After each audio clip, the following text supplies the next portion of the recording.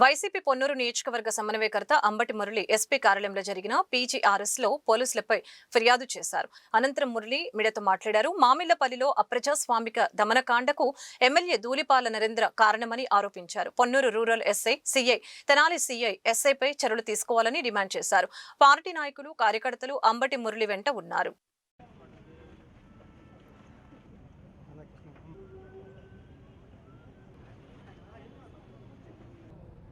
పోలీసుల నిరంకుశత్వం, స్థానిక శాసనసభ్యుడు ధూళిపాళ్ల నరేంద్ర కుట్రతోటి ప్రమేయంతో స్థానిక పోలీసులు మొక్కజొన్న ఉద్యమాన్ని అణచడానికి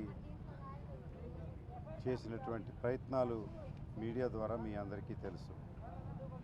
5వ తారీఖున అక్రమంగా 5గురు రైతులు దాచిపెట్టుకున్నటువంటి మొక్కజొన్నకు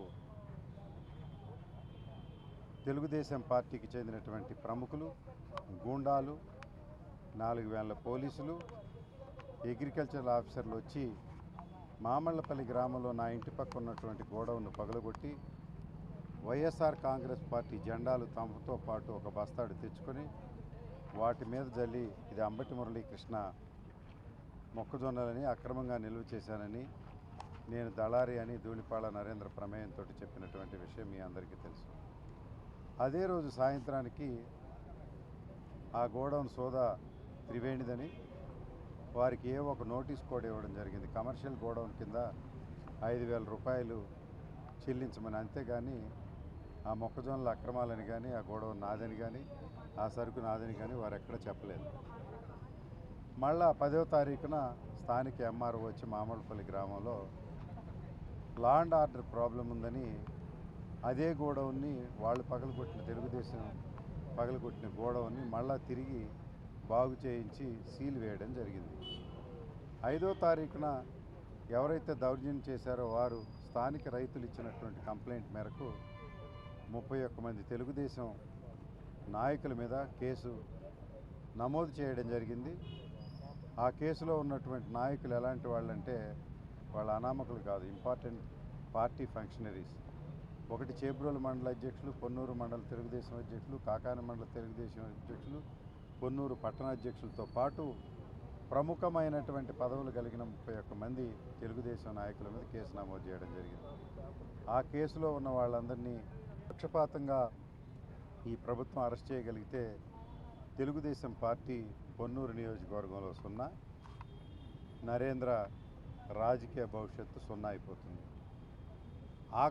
ఆ క్రమంలోనే తిరిగి ఏ రైతులైతే అక్కడ గోడౌన్లో మొక్కజొన్నలు దాచుకున్నారో వాళ్ళతో పాటుగా 14 మంది గ్రామస్తుల మీద ఎస్సీ, ఎస్టీ కేసు నమోదు చేయడం జరిగింది. ఆ ఎస్టీ, ఎస్సీ కేసు నమోదు చేసిన బయటటువంటి అందరు వ్యక్తులు కూడా కాపు కులానికి చెందినటువంటి వ్యక్తులు. దీని మీద వైఎస్ఆర్ కాంగ్రెస్ పార్టీ సమన్వయకర్తగా నేను ఉద్యమం చేయడం, మరి అక్కడికి పార్టీ ప్రముఖులు పేరుని నాని, జూపూడి ప్రభాకర్ రావు, కోన రఘుపతి గారు, అదేవిధంగా వివిధ సమన్వయకర్తలు అంబటి రాంబాబు గారు జిల్లా అధ్యక్షులు, మరి డైమండ్ బాబు గారు, అదేవిధంగా తెనాలి శివ గారు, ఆ తర్వాత నూరి ఫాతిమా గారు, వేమారెడ్డి గారు, మరి నిన్న రేపల్లి సమన్వయకర్త మోహన్, అదేవిధంగా వేమూరు సమన్వయకర్త అశోక్ బాబు గారు, సిద్ధార్థ్ రెడ్డి గారు, వైఎస్ఆర్ కాంగ్రెస్ పార్టీ యువజన విభాగం అధ్యక్షులు, ఇలాంటి అనేక మంది ప్రముఖులు, జోగి రమేష్ గారు, ఇలాంటి అనేక మంది ప్రముఖులు ఆ గ్రామానికి రావడానికి, రైతుల్ని పరామర్శ చేయడానికి వచ్చినప్పుడు పోలీసులు చేసిన దౌర్జన్యకాండ, అక్రమ అరెస్టులు, నోటీసులు ఇవ్వకుండా అప్రకటిత కర్ఫ్యూని ప్రకటించినటువంటి పోలీసులు, మరి మామళ్లపల్లి గ్రామాన్ని అక్రమంగా పహారా కాస్తూ చట్ట వ్యతిరేక రీత్యాలకు పాల్గొన్నటువంటి 5గురు పోలీస్ ఆఫీసర్లని, అదేవిధంగా మహిళలకు తాడేసి కిందకి లాగి పడేసి అటెంప్టివ్ మర్డర్ స్థాయిలో 307 స్థాయిలో వారు చేసినటువంటి అకృత్యాల మీద విచారణ జరపాలని, అదేవిధంగా కుట్రదారుడు అయినటువంటి ధూళిపాళ్ల నరేంద్ర మీద సరైనటువంటి చర్యలు తీసుకోవాలని, దీని మీద విచారణ సంఘాన్ని ఏర్పాటు చేసి విచారణ చేసి కేసు నమోదు చేసి వారిపై చర్యలు తీసుకోవాలని ఈరోజు మరి స్పందన కార్యక్రమంలో జిల్లా ఎస్పీ గారికి మేము సమర్పించడం జరిగింది. మహిళల